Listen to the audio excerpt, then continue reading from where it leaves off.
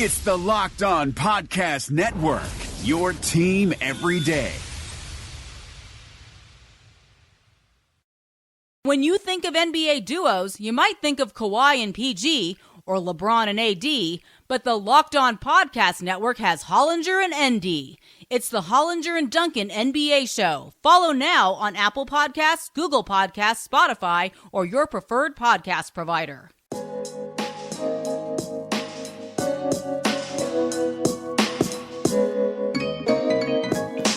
Welcome, everybody, to the Locked On Lakers podcast. I'm Anthony Irwin. I'm joined by Pete Zayas. Pete, somebody hurt our large adult, slightly balding son, Alex Caruso. I'll kill him. Who was it? I don't know. I've been kind of combing through the archives of video of anybody who could have come close to his calf. I'm still working on the problem here, but if I ever find this person, I swear on all things holy. I assume if his calf is slightly strained, I assume they are mangled and deformed. You just should based see the on other calf. Yeah, you should see the other guy. Unless the other guy is Rajon Rondo, and he was just trying to get rid of. I'm kidding. Today's show, we still have a ton of questions to get to. Usually I would have answered a few questions in what would have been yesterday's show by the time you guys are listening to this. But instead, I had a really fun talk with John Hamm, who covers the Thunder. Not that John Hamm, although it would have been a good week. I think we had sort of had Kobe on Monday's show, and then John Hamm on this one. It's been quite the week.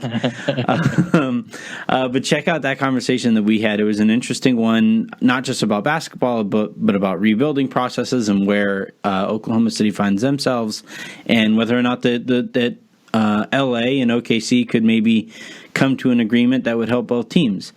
So check that out. Today's show, like I said, though, Pete and I are going to answer your guys' questions, and it is a MyBookie day, so we will give our thoughts between segments 1 and 2 about the game Friday night. Let's start, though, with these questions. Don Rondon, Out Brown Cow, writes, if it was possible, which one of our young players that we drafted since 2014 would you have liked to seen with this team still, and how good would the hypothetical team be?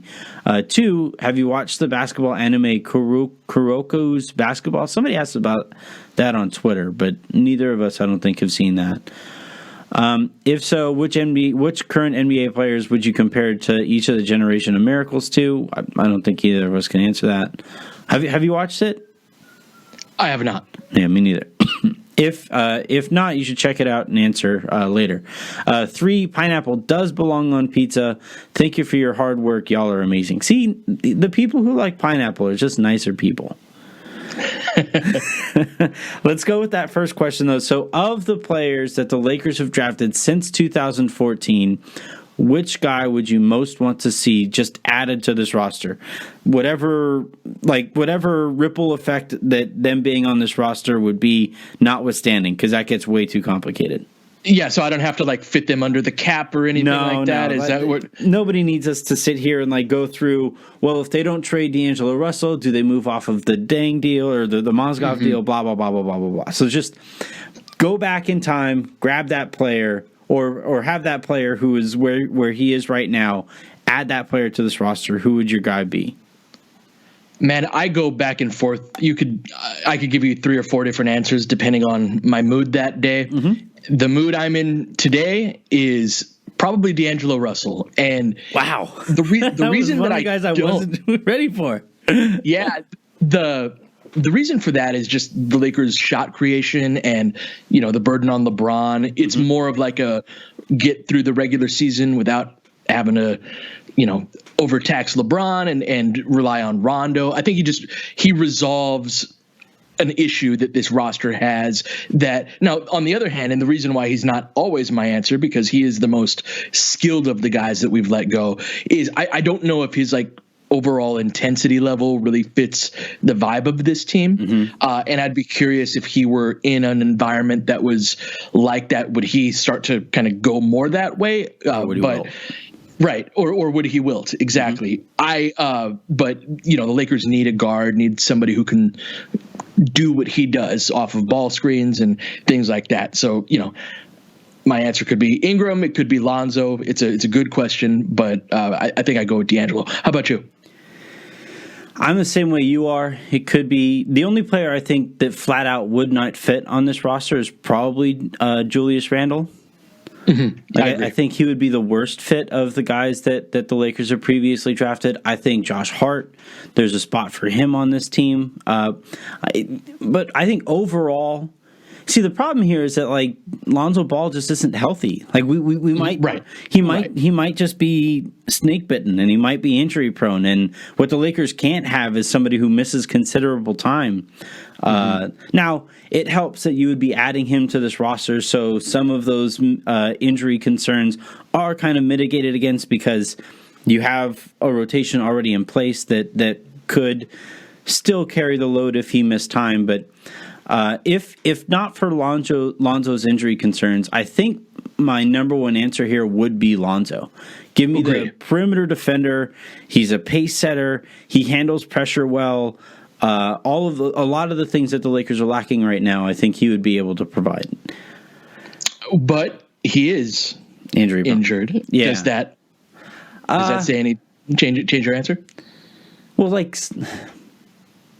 I guess technically, I mean, you got Ingram putting up what 25 and yeah, but he's doing that with like a crazy. He's doing that on a team that doesn't have many other options, right? Like that was. Are you saying he wouldn't be getting 18 shots a game with the Lakers? Probably not. It was the stupidest thing that I heard or that I saw at the beginning of the year. That like, look at Ingram now. Did the Lakers make a mistake in giving up Ingram and not giving up Kuzma and blah blah blah blah blah? And it's like. See, if we just drop Kuzma in New Orleans and give him that number of shots, he would be doing a similar thing. Maybe not the shot creation that Ingram has been providing. That would have been a issue that Kuzma would have run into. But we just, for some reason, still somehow, after all of these years, suck at taking context into account. We are so bad at it. It's always going to be the case. But yeah, I still... You know what? Lonzo's going to be my answer because D'Angelo Russell's injured right now too.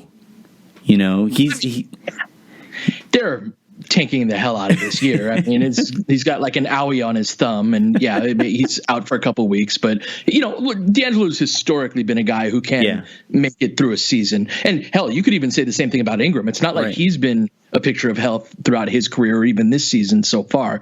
So it's crazy, man. I'm so glad we don't have to deal with that anymore. I love the kids. I'm wishing them well, but the whole this guy's out tonight with a sore knee. I do not miss that crap at all. Yeah. It's just, that's one of the things that young players in general deal with is the bumps and bruises of an NBA season. So that was one of the things that that was part of the growth process. But even with that said, the guys that the Lakers have drafted over the years have dealt with more of that than your average young player. And I don't miss it at all. Let's take a quick second here because we do have that MyBookie bet of the day. So let's come back, and when we come back, we're going to answer a couple of your questions, including a fun one right off the bat about Dwight Howard and this era of centers that we're currently in. Today's show is brought to you in part by MyBookie. Head on over to mybookie.ag, use promo code LOCKEDONNBA, and you get double your initial cash input if you're a first-time user. It is the best way to place a bet online and get your money back in a timely manner. Which, Pete, if you were to make a bet and then have to wait on that bet for months, what's the point of making that bet in the first place? Yeah, I mean, they don't wait to take your money normally, do they, right? Right. They have if you're going to take my money right away, I would like to get my money right away back as well. Right. So MyBookie takes care of you in that respect. They take care of you regardless of the bet you're looking to make. They have football bets. They have basketball bets. You have the winter meetings coming along. So you're going to, right after MLB teams are sussed out, you'll get futures bets on how the MLB player season might play out. Today, though, the MyBookie bet of the day. The Lakers are in action by the time you guys are going to be listening to this. They are in OKC, and they are giving up 4.5 points, which means because they're on the road, they're basically giving up 7.5 points because home court advantage usually is accounted for by like 3 points or so. Do you think the Lakers are able to take care of that, or do you think... I mean, I'll tell you, you and I have already kind of alluded to this previously in analyzing this game. They've been playing with their food quite a bit, and it does feel OKC is really good at home. I'm a little nervous about this game. How are you leaning? That's what I was gonna say. Is I'm nervous about this one because there have been some signs of boredom creeping in as they play. Not like OKC isn't bad, but they're below average, and they played a lot of below average teams recently. Who's the last like good team that they played? Was it Toronto? Phoenix? Like it's been a while. Like, yeah, Phoenix is good. There you go. But that boredom seems to start creeping in. And let me put it this way, if they play the way that they did on Tuesday against OKC in OKC, not only are they not going to cover, they're going to lose the game. So I think they're due for one of those. They haven't lost to a bad team all season. They lost to the Raptors and they lost to the Clippers. I don't know if they lose on the money line, but I will take OKC plus 4.5. So the money line right now for OKC is plus 160. I don't think I would bet that money line. I don't see the payoff is high enough as for what I would like to see it there. But I would probably happily take the points and put that on OKC. It's a fun matchup. It's a good matchup between the two teams. And like you said, and like we've said, they've just kind of been angling. They've been heading in that direction towards one of those frustrating losses, or even if they win, the kind of win that you walk away from and you're like, I guess that counts as a win. We'll take it. Yeah, LeBron played 39 minutes. Or hopefully they figure out how to like do something with Dennis Schroeder in this game, and then maybe it's a nice, comfortable 8-point win or something like that. But yeah, I've been worried about this one for the last couple of days. But again, I'm still getting rid of the scars of Laker fanhood past over the last several years. So it doesn't take much for me to be like, oh no, Lakers might lose this. Yeah, it is kind of funny that we're both looking at this game and you're like, yeah, they might lose, but you know what? They're bound to lose at some point. Yeah. It's kind of nice to be in that spot. All right, let's send you guys over to mybookie.ag. Use promo code LOCKEDONNBA. That's your MyBookie bet of the day. So far, we're doing pretty good. I think we've made people money overall in this regard. So keep on keeping on over there at mybookie.ag. And let's get back to your guys' questions. Your team. What's up, everybody? Welcome into Locked On Warriors. You are Locked On Bucks. Locked On Raptors. Locked On Nuggets podcast. Every day. On Monday. It's Taco Tuesday! On this Wednesday. Thursday looks great. Starting this Friday. When it comes to the biggest stories. The leading storyline to watch for. A couple things from the preseason have kind of piqued my interest even more in terms of how good this team can be. Draymond spoke with the media after the game, and I thought he had the right outlook when it comes to this. No, that, means precisely nothing in the grand scheme of winning a championship, I guess, but... You need to be Locked On. That is LOCKEDON. Wherever you get your podcasts. In the Apple Podcast app. Google Podcasts. Spotify. It's all coming up on today's edition of Locked On Jazz. Ow! Locked On Podcast Network, your team every day. All right, the next question here comes from Jason from NYC. Hi, Pete and Anthony. Thanks for getting the questions when you can. Really appreciate the added listener experience. Question, fellas. Dwight Howard played his prime years going against Shaq, Yao, Duncan, Mourning, and the list goes on. He's talking about elite 7-footers. How do you think him playing today, when the average C would have been a power forward, when he was in all-star form, gives him a certain advantage? I see him showcasing certain skills now that I never knew he had, or do you think it's a byproduct of playing with LeBron and Anthony Davis? Also, Pete, stay off LinkedIn. You have enough work on your hands? Even on LinkedIn? Oh, I think he's saying about, getting more jobs. I actually did have something happen last night where I will be probably picking up another job. I can't talk about it, but yeah, but something happened today where my workflow I don't know. I geeked out a little bit today. Something happened where I got access to some video footage that's kind of all in one place. And I'm like, all right, sweet. And it's all legit. It's not like, that's one of the funny things is people be like, oh, where do you get your footage? I'm like, you trying to get me kicked off this app? I can't. I'd be on sites in Russia and shit. So now it's but Pete's emails. Yeah, right. Exactly. Now it's oh, this is legit. I can use this and not be oh, are the feds gonna come after me? So yeah. I do think I'll be getting another job soon, but it won't be as public. But yes, anyway, to the questions. Shaq. So, all right. My thing is, I think this listener is underrating the bigs that are currently playing in the NBA nowadays. Jokic is legit. Embiid is legit. Rudy Gobert has a very narrow skill set, but he's a very good big. Right. Mm-hmm. Karl Anthony Towns is one of the more impressive bigs that we've seen in quite some time. Mm-hmm. Yeah. So I would probably pump the brakes on the whole the bigs back in my day were better than the bigs nowadays. So even while Shaq obviously is one of the most elite bigs ever, Yao, Tim Duncan, those are the greats. But Alonzo Mourning compared to these guys, And he was a hell of a player. Don't get me wrong, but in 20 years we'll be saying, "Oh, this guy couldn't hold a candle to Karl Anthony Towns," or something like that. That's just the nature of. I am old enough to remember those guys. I remember when Alonzo Mourning came out. That was the '92 draft. You had Shaq as the number 1 pick. Mourning went number 2. Christian Laettner went 3rd. Jimmy Jackson was 4th. You had Tom Gugliotta and Clarence Weatherspoon and all those dudes. Latrell Sprewell was the 24th pick. But I'm old enough to remember those guys being the ones who were getting kind of crapped on by the generation 20 years before. It's just the nature of these types of discussions. Right. Yeah. Shaq, however, gosh, if there was one player where I was the most curious about what would that look like in today's game, it's Shaq. Yeah. Because Shaq was the biggest physical freak I've ever seen play, and that includes LeBron James. Mm-hmm. Now LeBron was, infinitely more skilled in, ball handling, outside shooter, things like that. But just in terms of a guy that size shouldn't be able to do that, it's Shaq. Yeah. That said, the game.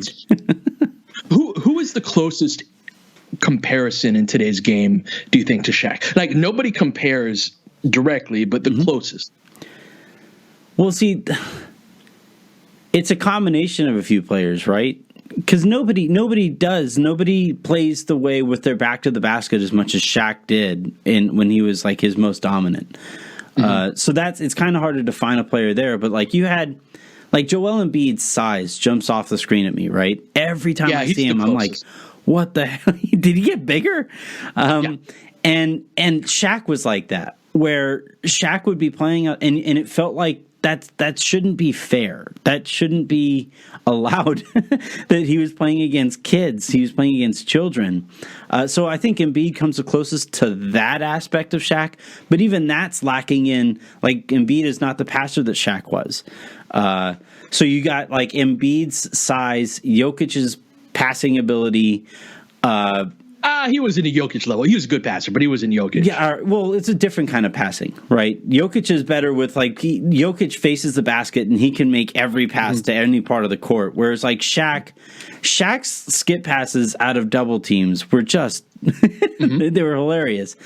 So yeah, it's hard to kind of equate something close to that with Shaq, but I think the closest quality of a player to what Shaq brought was Embiid's size and just the way it jumped off the screen. Yeah, I agree with that. Shaq was a lot more explosive than Embiid is, though. That's why it's just hard to compare. I'm thinking of a really springy big, think John Davis. Collins, or Davis is long and elegant and graceful, right? Think John Collins is hops and just twitchiness in Joel Embiid's body, and that was Shaq. Yeah. Right. He was just a monster. So, who knows? It's one of those unanswerable type of questions, but he is my number one guy of like, God, I wish I could see him in today's game. Yeah. Regarding the question, how would Dwight... So a version of this question is, how would prime Dwight, if dropped into the league at the same time as like Cat, like if they were part of the same draft year, how would that look or whatever? And my thing is, what era didn't matter for Dwight? Like, the reason Dwight is so much more useful right now than at any other point other than when he was in his prime and was an absolute monster in Orlando. But what makes Dwight so useful right now is that he has an understanding of what his skill set and what he needs to do to help a team, like what that looks like. And so it doesn't matter. I don't think it would have mattered necessarily when he was dropped into the league. The main question with Dwight was, how long would it have taken Dwight to figure out you don't need post touches to be good? While that's true, I don't want to undersell what Dwight was. He was arguably the best center in the NBA for half a decade. Mm-hmm. And I firmly believe, and I would have said this before the season when I didn't want us to sign him because of all of the issues, he's a Hall of Fame player. Absolutely. And so I don't want to be like, oh, well, Dwight was just this guy who didn't understand that he didn't need to be a post touch type of guy. Like, he was an amazing pick and roll player. He was an amazing defender, an amazing rebounder. And those superlatives are not exaggerations. Amongst the best, if not the best player in the league at those three things: rebounding, shot blocking, and rolling to the rim. Mm-hmm. So I just don't want to characterize him in that respect. I guess my question is who are the like young Dwight Howards in the NBA right now? I'm kind of struggling to come up with a guy who's not, doesn't really have any perimeter ability, but is just a monster on the boards and as a roll man, as a shot blocker. I'm having a hard time coming up with somebody. Can you think of anyone? Gobert? Is he not young enough? Right. No, Gobert is fine. He's just not like... Yeah, I guess that's the closest. He's not really a monster role guy. He's very good on the roll. It's just not explosive like him. Yeah, I'm just curious, like, what that next generation, as of like 5-7 years ago, that whole DeAndre Jordan type of big who could block shots, run the floor, Dwight Howard. Yeah, Jared Allen, but he's not powerful like Dwight was. Right. Yeah. Like, Dwight was super strong. It's just curious to see the direction, like, bigs and the stretch four came in about 10 years ago, maybe a little more. Now there are fewer and fewer fives coming into the league who don't have perimeter ability. Yeah. I just to clarify, I was saying that what has made Dwight more useful later in his career was understanding what he is, right? And sure. And when he was at his peak, he was doing all the things that he's doing right now better, right? Like, sure. His career kind of got derailed when he started thinking to himself, no, I need post touches in order to make my team better or lift my own personal status. When he was, those couple years in that, especially that one year that they played the Lakers in the finals, he wasn't as focused on post touches that year and was mostly or almost only a role guy. He focused like crazy on the defensive end. He was an absolute monster on the boards, and by the way, was one of the greatest athletes we have ever seen.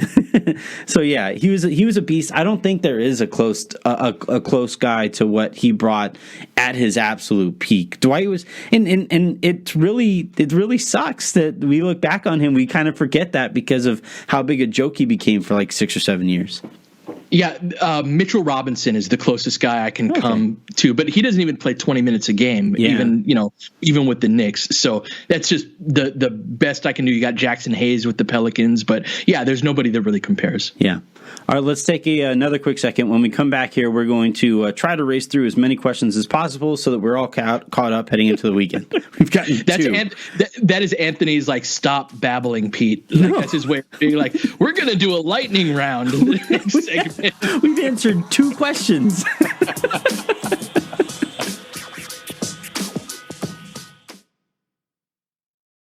Hey, it's Noah Kozlov from Rejecting the Screen. Adam Stanko and I went ISO with PJ Carlissimo, who recalled his comments as Sonics head coach after Kevin Durant's first Summer League practice in Las Vegas. I wish I had the tapes because I remember, like the scrums, the media scrums after the practice, like people going, well, how good do you think he's going to be? And you're trying not to put too much on him, and yet at the same time, you want to acknowledge his ability. And I think I gave some answer like, I think he's going to be a 10-time All-Star. I think he's going to be one of the best players in the league. I don't think I said he's good. I think I might have said something like might even be an MVP or something like that. And people literally were laughing, going like, what are you, nuts? For more of these stories, subscribe to Rejecting the Screen, wherever you get your podcasts.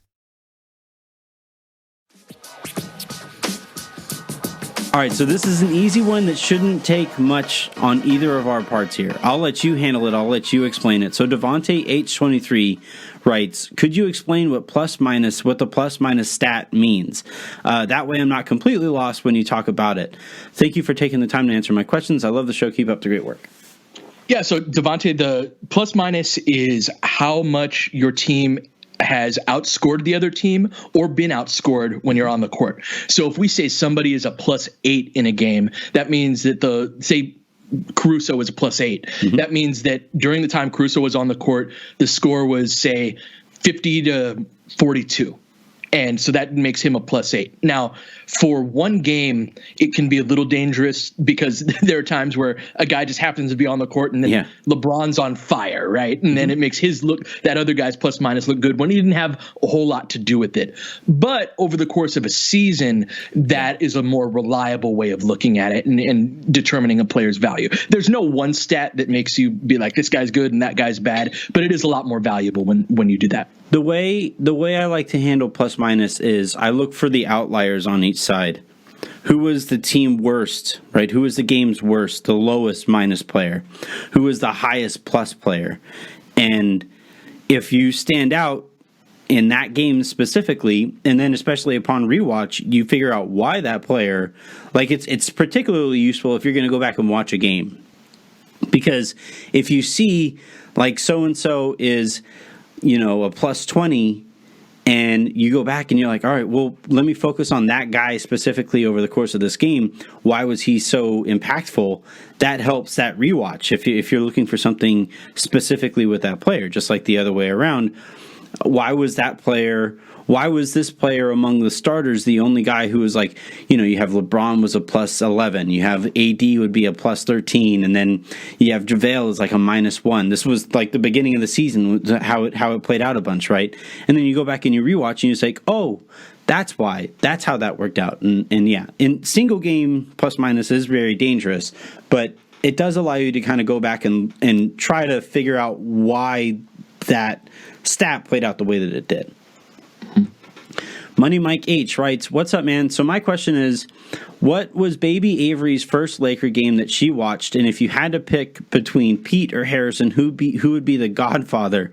If you choose neither, then it'd automatically be Danny Ainge. Well, that's not fair. I'll choose both then. You said I couldn't choose. You never said I couldn't choose both.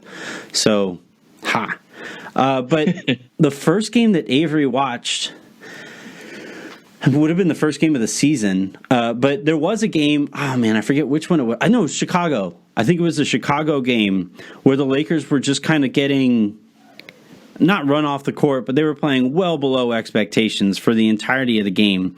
And while that was going on, Avery was a mess. She was just astronomically fussy. and then finally the Lakers kind of turned things around and she became the most pleasant baby in the world. It was wild. I think she picked up on my vibe. I mean, babies do that, right? They pick up on your vibe. So if you're just sitting there and I was not handling that game very well because they should have made quick, easy work of Chicago. I think I was on the recap that night.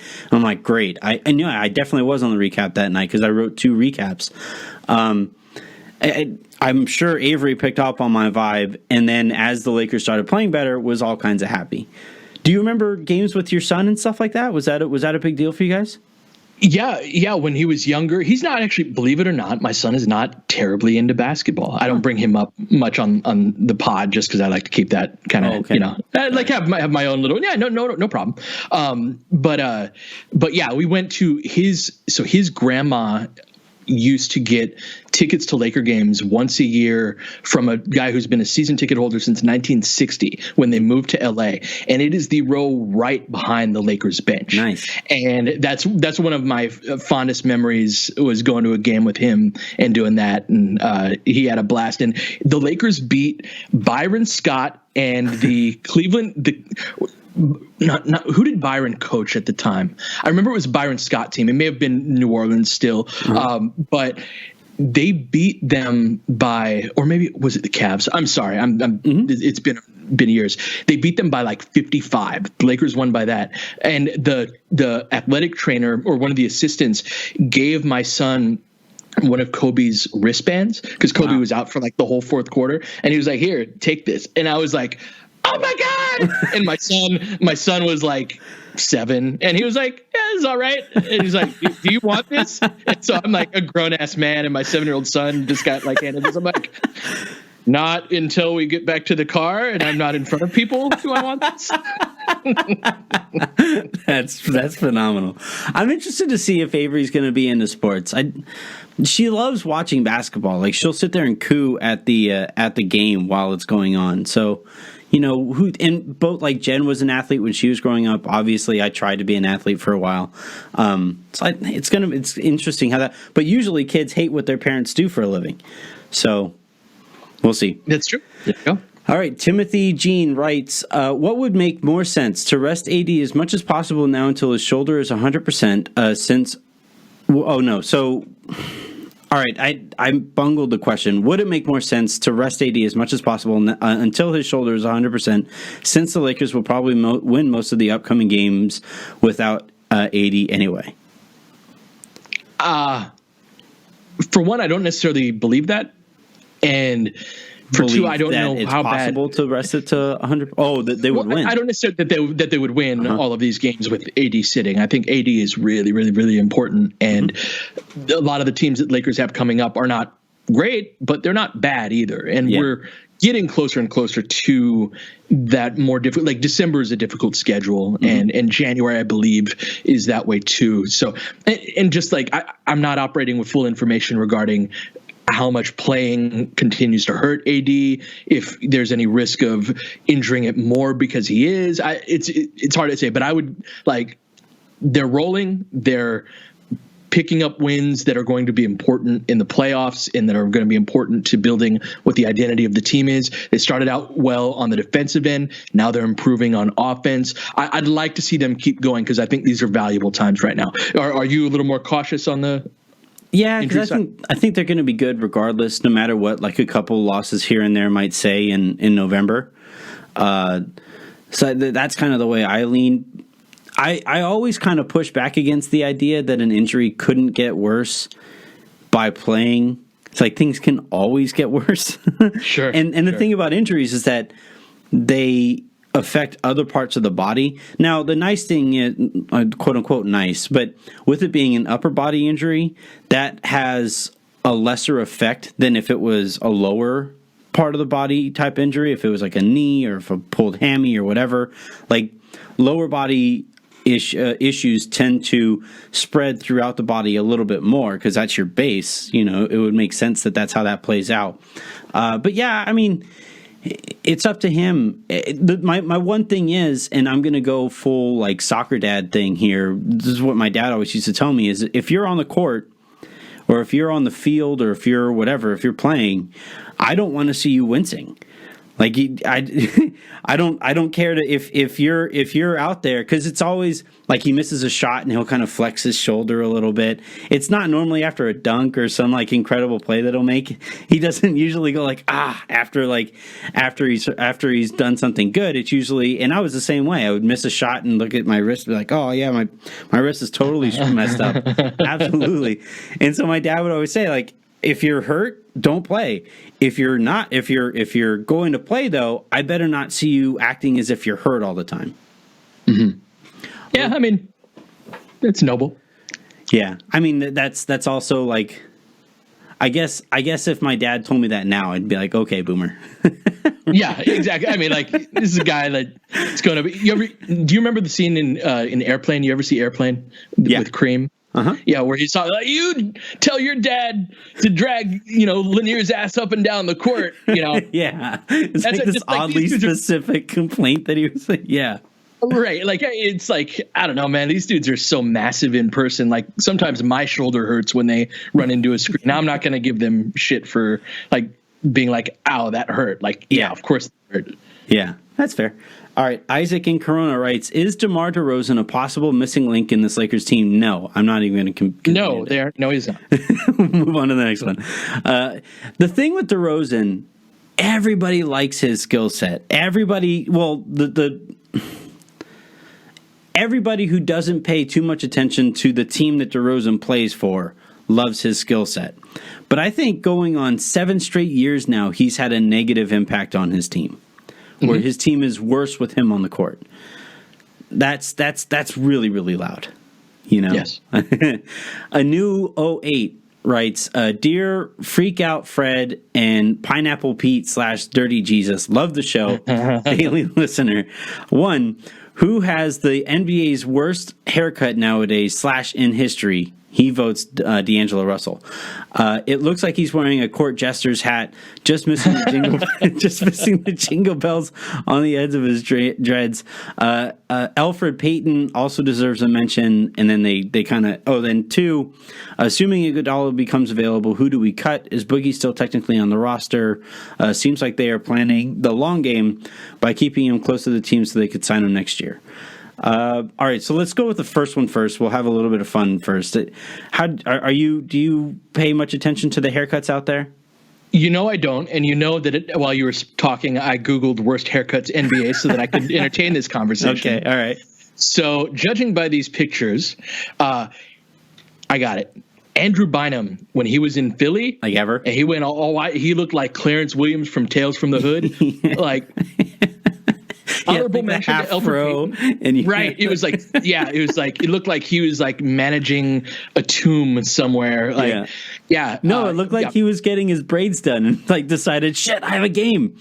Yeah. Oh yeah. The one where it was halfway in between. Sure. Yeah. That one's up there. You got Elfrid Payton. That was a bad one. I can see why D'Angelo. Scott Pollard used to always have awful haircuts. Those are probably the worst haircut in the NBA right now. Gosh, Kuzma had that spider thing going. Yeah, I could see. Yeah, Dwight's has kind of grown on me. I don't know. Maybe it's because he's playing well. I'm like, okay, yeah, I could roll with that. Kuzma's, I'm not feeling. So yeah, Kuzma, D'Angelo, I could see that. How about you? Russell Westbrook has that one thing. So Kuzma right now has his hair like done, braided back, right? He has like the high fade with the braids going in the back. It's not a terrible look. It kind of looks like a bike helmet, like the kind of helmet that people wear when they're very serious about biking. It's still very aerodynamic. Russell Westbrook did that, and Russell's has like the 2 braids that kind of go down his forehead. I think that's an awful look. I don't really like that particularly much. Russell's doesn't bother me as much because like dreads are dreads. Like dreads are going to do what the dreads are going to do. Right. But yeah, I think the worst haircut in the league. Yeah, I'd probably go with Kuzma's like spider thing that he tried out. I really did. I really wasn't fond of that. That wasn't a good look. I'm scrolling through these pictures and there's some mullets back in the 80s. Oh yeah. I'm looking at Dwayne Shinsis from the Spurs. I miss the old like goon white guys of the 80s and 90s who just like didn't have really any discernible skill, but would like pick up 6 fouls in 9 minutes. And those guys have been. That's what I'm saying. We need expansion. This is my best argument for expansion. And like bring back white guy goons. So we can bring back the old enforcers with no skill because those dudes got no shot at making a team these days. If Iguodala becomes available, the Lakers cut whom do you think? Boogie? Yeah, I think that Boogie's probably the choice. Maybe Troy Daniels, but I think Boogie's probably the guy. Before the season, I would have said that Rondo far and away is the guy who should get cut, but Troy Daniels has been so disappointing that I'd be fine if they cut him. Yeah, I really haven't been a fan. Last question here comes from Laker fan all day 24. Since KCP has been underperforming and only signed with us because of the clutch tax, I was looking at who else they should have signed in that place. The names coming up here is like Jabari Parker. So I think that's the only name that they brought up. It's hard to even answer this because KCP's been playing fine. He's been really good, actually. He's shooting like 55% from three-point range over the last 3 games since Avery Bradley got hurt. Yeah, no, he's been better. And like Jabari Parker doesn't play defense. That's why when we talk about Carmelo Anthony or Jamal Crawford or these other guys, like we've got the best duo in the NBA. We need guys who can defend and make shots off of them. If one of them can create their own shot while not being absolutely awful in other areas, and to go back to the first question, that's why like maybe D'Angelo is not a good idea. They have to be able to do that at such a high level if they're not that good at the other stuff that guys like Parker and Crawford and Melo, they're not fits for this team. And so like I'm fine. Like if they would have pursued a guard, like a point guard instead with that $8 million or so. But remember the way the offseason worked out is like everybody was pretty much scooped up amongst the guards by the time Kawhi made his decision. So it kind of is what it is. We had verbal agreements with different guys like, hey, if Kawhi doesn't come, we got you. And that's what ended up working out. So it is what it is. I don't love that it's a 2-year deal, but he's overpaid by about $4 million in my opinion. Yeah. And nowadays you aren't going to get much for $4 million. Right. Like so if he was paid like proper value, you would only have like a minimum contract on top of that to be able to hand out. Right. Let's finish on a funner one, actually, just because that one didn't take as long as I thought it was going to. So Doorjam Jabbar writes, and this is the nicest thing anybody has ever said about us. Frankly, we don't deserve it, but this podcast is the closest thing you can get to listening to Chick Hearn on a Lakers radio broadcast. Strong criticism that comes from a deep love and knowledge of NBA basketball. Thank you. Thank you. Again, yeah, man, that's we do not deserve that type of praise. No, we don't. No. Question: can we stop using the phrase "in the discussion," please? It's a half-assed way to qualify opinions and analysis and to extend and dilute content. Either a player or team or coach is the best or top 3 or whatever, or they're not.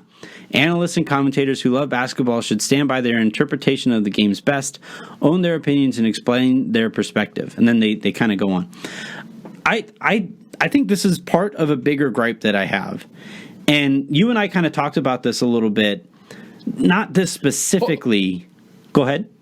I have to jump in.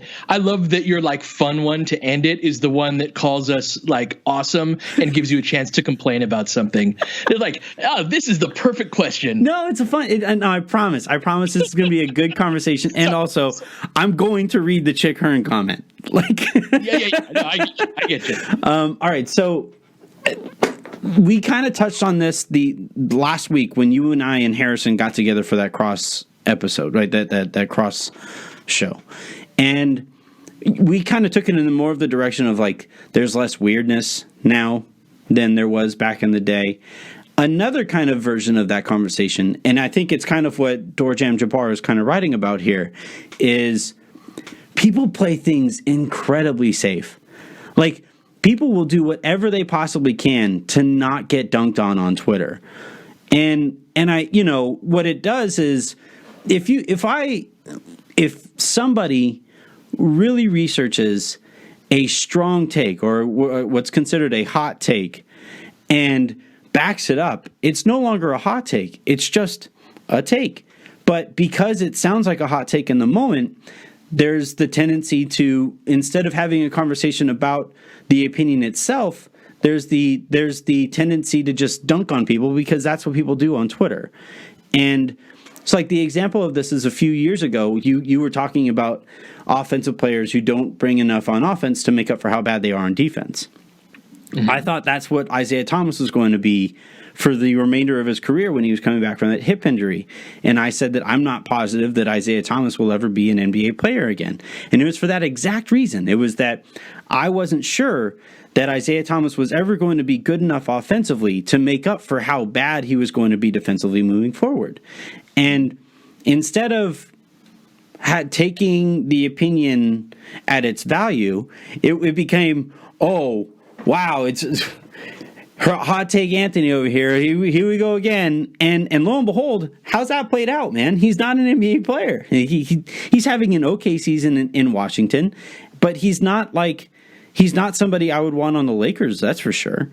And you know, I guess the point that this guy is making is, why not just stick your neck out there? If your top 3 players is so-and-so, so-and-so, and so-and-so, then just say that's your top 3 players. The discussion aspect of it is just playing it safe so that you don't get dunked on Twitter. What do you think? Do you feel better? Do you feel better now? Yeah, you needed that. I did. You needed that. I feel like I weighed off my shoulders. I feel like my neck pain is gone. But do you agree about like the safe aspect of conversations about basketball? Yeah, I think it depends on the person. Like, there are other people who say outlandish shit so that they can get quote tweeted and can, you know, it depends. And yes, that dunking on people on Twitter, like, one of the things, I will rarely quote tweet somebody to embarrass them. And if they are, like, they're going to have at least a reasonable following to where, like, I won't feel bad for, like, laughing at someone with is pretty bad. Yeah, I've always disliked that, like doing that to humiliate people. But yes, that is the nature of Twitter, and everybody's chasing some degree of social clout, and that is going to, mute your opinions and be like, do I really want to deal with this? No. Like, so for example, last night I was getting into it with Laker fans, which never happens. I am never rooting for something different than what Laker fans are. Oh, the Celtics thing. When y'all rooting for the fucking Celtics to win a basketball game. Come on. We need to do a whole ass podcast on why and how and when, which is always, and where, which is everywhere, to hate the Celtics. And I don't give a fuck that the Clippers signed Kawhi Leonard and ruined, quote unquote, our offseason where we got freaking Anthony Davis and good role players around him. Like, the Clippers ain't done shit yet to, like, I've seen Lakers put on that spot. Right. They're the fucking Celtics. Yes, are the Clippers more of a threat to win an NBA title this year than the Celtics are? Yeah, I think they are. Does me rooting for them to beat the Celtics have anything to do with that? Fuck no. You can't even make an argument about home court advantage when it comes to the Clippers, because Lakers, if they meet the Clippers, are going to have 7 fucking home games. All right? So based on the crowd they've had this year, that is absolutely true. Good Lord, Clippers fans, come on. The Celtics fans taking over freaking Staples never happened at a Laker game. Never, ever, ever. So forgive me, like, this is a blood feud type thing. I don't even remember what we were talking about, frankly. We were talking about the safety of takes, and I like this. This is like Hot Take Pete. This is awesome. Right.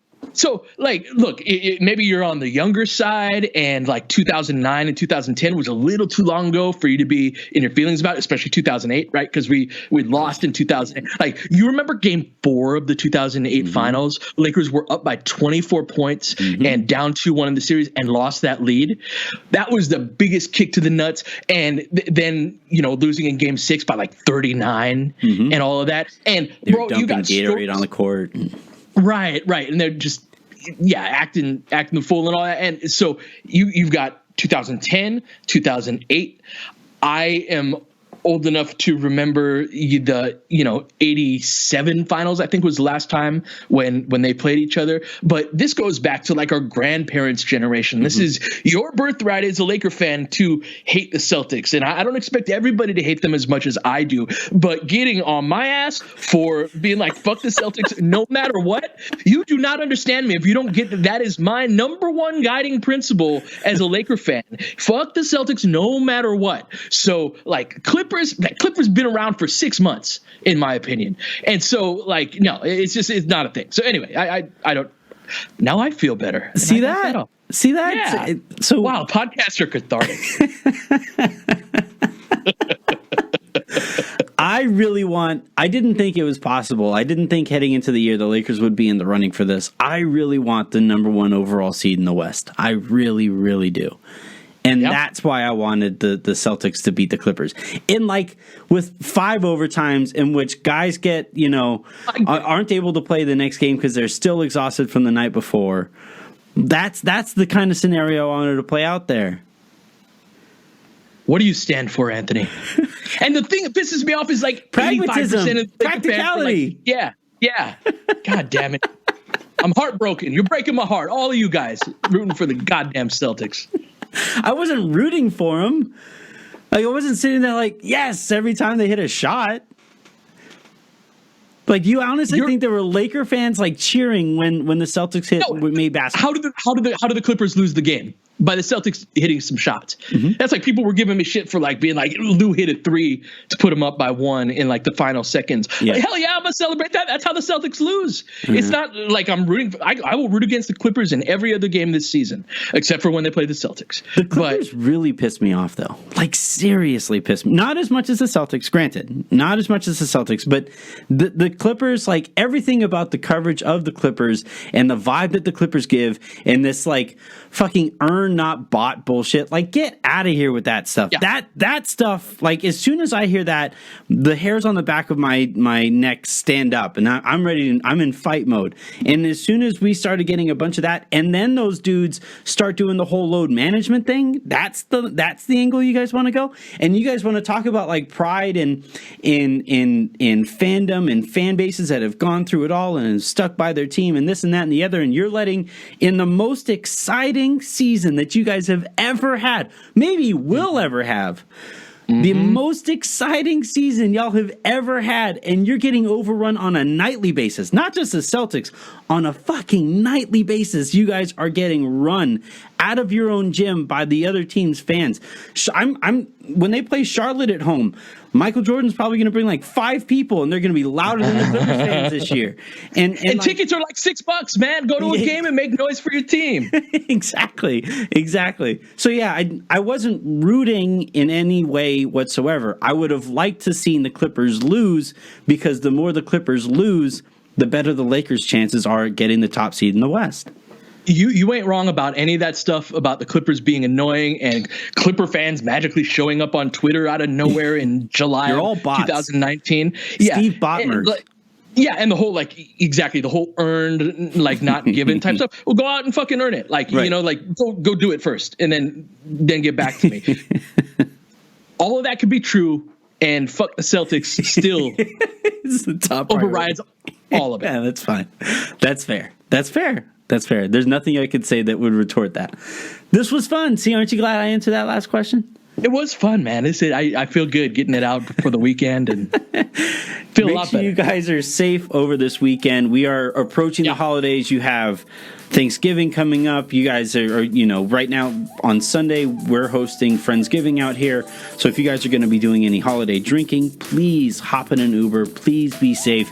Get yourself to and from wherever you're going, and continue to listen to your show on the way there. Hell, get into an Uber and ask if you can play the show on your way to your on the way to your destination. I'm sure they'd love that.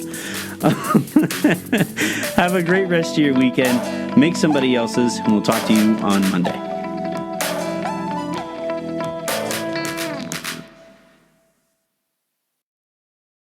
Are you a fan of a team that's already a lock for the playoffs and the season's barely even started? That's way too easy. Why not try catching up with a team that could be good or could be a disaster? Now that's my idea of fun. My name's Sarah, and I'm the host of Locked On Los Angeles Kings, a new daily podcast covering the most perplexing hockey team in all of Southern California. Want to know what under-the-radar players to keep an eye on? Are you wondering if Jonathan Quick is going to physically crumble into dust? Do you want to hear both analysis of the latest Kings game and enjoy a 10-minute meditation on Alec Martinez? I've got all of that and more for you 5 days a week on Locked On Los Angeles Kings. Find us on Twitter at Locked On LA Kings, and subscribe to the show on Google Podcasts, Spotify, Apple Podcasts, or wherever you find your favorite shows. Locked On Los Angeles Kings, part of the Locked On Podcast Network, your team every day. The Locked On Podcast Network has the ultimate NBA podcast starting 5.